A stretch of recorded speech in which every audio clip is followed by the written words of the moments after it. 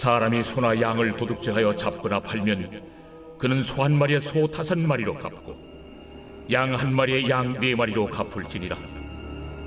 도둑이 뚫고 들어오는 것을 보고 그를 쳐 죽이면 피 흘린 죄가 없으나 해돋은 후에는 피 흘린 죄가 있으리라. 도둑은 반드시 배상할 것이나 배상할 것이 없으면은 그 몸을 팔아 그 도둑질한 것을 배상할 것이요, 도둑질한 것이 살아 그의 손에 있으면 소나 나귀나 양을 막론하고 갑절을 배상할지니라. 사람이 밭에서나 포도원에서 짐승을 먹이다가 자기의 짐승을 놓아 남의 밭에서 먹게 하면 자기 밭에 가장 좋은 것과 자기 포도원에 가장 좋은 것으로 배상할지니라. 불이 나서 가시나무에 댕겨 낯간이나 거두지 못한 곡식이나 밭을 태우면 불러온 자가 반드시 배상할지니라.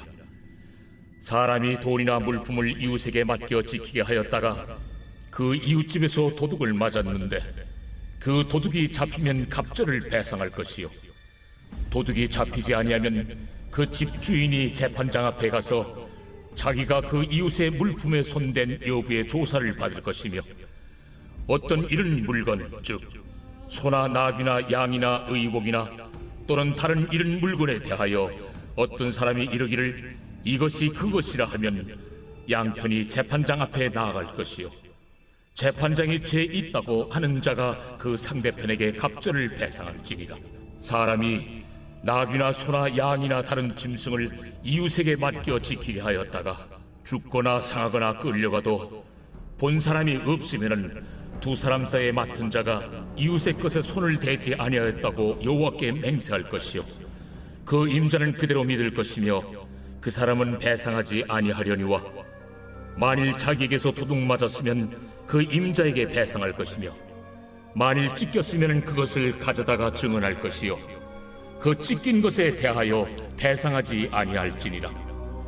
만일 이웃에게 빌려온 것이 그 임자가 함께 있지 아니할 때에 상하거나 죽으면 반드시 배상하려니와 그 임자가 그것과 함께 있었으면 배상하지 아니할지니라. 만일 세낸 것이면 세로 족하니라. 할렐루야. 오늘은 출애굽기 말씀을 통해서 공동체를 이루는 모습이라는 주제로 다 같이 은혜를 나누고자 합니다. 1절부터 4절은 누군가의 재산을 빼앗는 도둑에 관한 말씀입니다. 1절에 보시면은 소 한 마리를 훔치면 그 도둑은 소 5마리, 그리고 양 한 마리 훔치다가 잡히게 되면은 양 4마리로 배상해야 된다고 말씀하고 있습니다. 또 하나님은 십계명에 누군가를 살인하지 말라라고 말씀하셨는데도 불구하고 2절에 보시면 자신의 집에 들어온 그 도둑을 훔친 그 사람은 살인의 죄를 면할 수 있다고까지 말씀하십니다. 3절에서는 도둑은 자기가 훔친 것에 대해서 배상할 능력이 없다면은 종으로 자신의 몸을 드려야 된다고까지 말씀하고 있습니다. 한 마리를 훔쳤는데 4-5배나 더 올려서 갚아야 되고, 죽인 사람은 그 살인의 죄까지 면해주고, 갚을 능력이 없으면은 종으로까지 섬겨야 할 정도로 왜 도둑에 대해서는 이렇게 엄격한 규정을 말씀하셨을까요? 바로 도둑은 누군가의 것을 빼앗는 사람이기 때문입니다. 땀 흘려 노동하지 않고 정당하게 일하지 않았기 때문입니다. 다른 사람이 받을 고통은 생각하지 않고 자신의 상황만 바라보고 자신의 이익만 바라보면 철저하게 자기 자신만 생각하는 이기적인 사람이기 때문입니다. 저 여러분은 이런 모습이 되면 안 되겠습니다. 나에게 소중한 그 무언가는 다른 사람에게도 똑같이 소중한 법이기 때문입니다. 나는 갖지 못했지만 다른 사람은 가진 그 무언가 때문에 내가 가진 것까지 잃어버리는 그런 어리석음을 범하지 않기를 소망합니다. 6절은 실수로 다른 사람의 곡식이나 밭을 태운 경우를 말씀합니다. 나 때문에 다른 사람에게 피해를 주는 경우에 대해서 끝까지 그것에 대해서 책임을 지라고 말씀하고 있는 것인데요. 물론 누구나 실수할 수 있습니다. 실수를 하는 것 그 자체는 크게 문제되지 않을 수 있습니다. 그러나 그것으로 인해서 누군가가 어떤 종류의 피해를 보든지 간에, 그것으로 인해서 누군가가 어떤 종류의 상처를 입든지 간에 끝까지 확실하게 책임을 지라는 것이죠. 아주 사소한 것이라고 할지라도 내가 뱉은 말이나 내가 약속하는 그 행동에 대해서 끝까지 책임지는 저희 여러분이 되기를 소망합니다. 9절 말씀은 거짓말에 관한 기준인데요. 어떤 두 사람이 무엇인가 공통된 것을 가지고 놓고 서로 내 것이다, 이것은 내 것이다 라면서 그 소유권에 대해서 분쟁하고 있습니다. 그럴 때는 두 사람 모두 재판장에게 가서 판결을 받아야 한다고 말씀하는데요.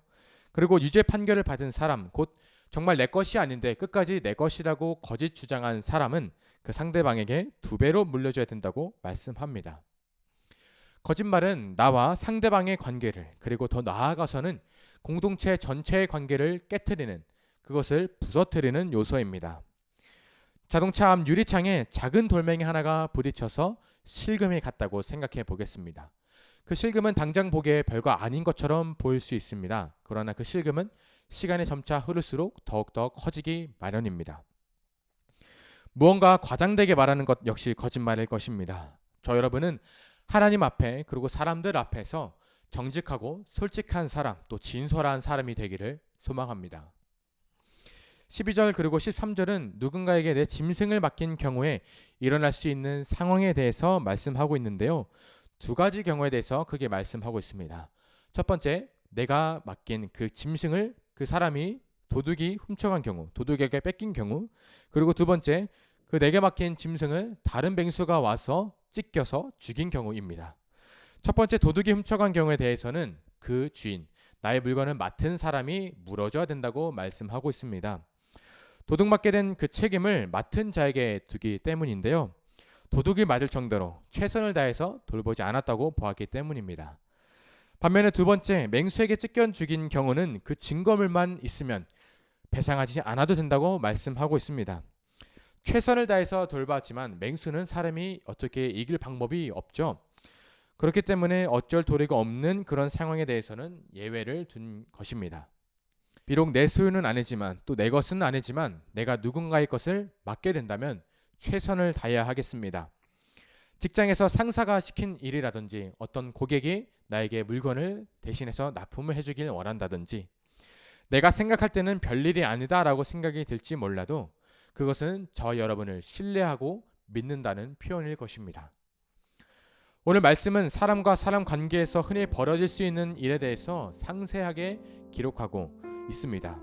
어떤 예시에 그치지 않고 그에 대한 지침까지 아주 구체적이고 상세하게 기록하신 데에는 다 이유가 있는데요. 하나님은 교회 공동체를 지켜나가기 원하시기 때문입니다. 저 여러분은 신원교회라는 공동체를 이루고 있습니다. 공동체는 단지 단체라는 의미에 그치지 않습니다. 특히 더더욱 교회라면 더 그 의미가 큰데요. 내가 이익을 보기 위해서 누군가를 이용하거나 내 부탁을 들어주지 않는다고 해서 그 사람을 멀리 한다거나 내가 마음에 들지 않는다면서 당을 짓는 것은 참된 공동체, 참된 교회의 모습이 아닐 것입니다.